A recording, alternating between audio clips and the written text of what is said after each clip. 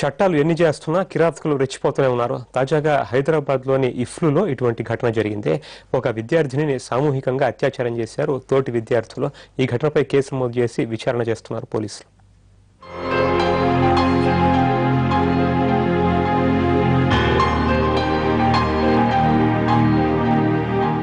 మహిళల రక్షణ కోసం ప్రభుత్వాలు ఎన్ని చర్యలు చేపట్టినా కిరాతకాల ఆగడాలు ఆగడం లేదు. హైదరాబాద్ ఇఫ్లూలో మరోసారి దారుణం చోటు చేసుకుంది. ఢిల్లీకి చెందిన యువతికి డ్రగ్స్ ఇచ్చి అత్యాచారానికి పాల్పడ్డారు ఇద్దరు యువకులు. 3 రోజుల క్రితం జరిగిన ఈ ఘటన యువతి ఫిర్యాదుతో ఆలస్యంగా వెలుగులోకి వచ్చింది.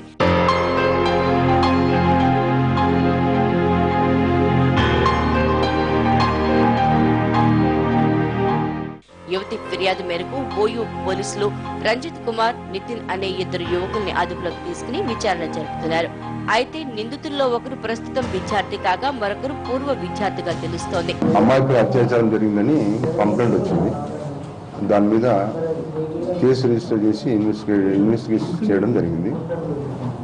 దానిలో భాగంలో ఇన్వెస్టిగేషన్ భాగంలో 2 persons Rajasimha, Nitin 2 persons arrest చేయడం జరిగింది. కేసులో నితిన్ అండ్ రాజసింహ ఇద్దరు కూడా ఇఫ్లూ క్యాంపస్లో ఉండేవాళ్ళే.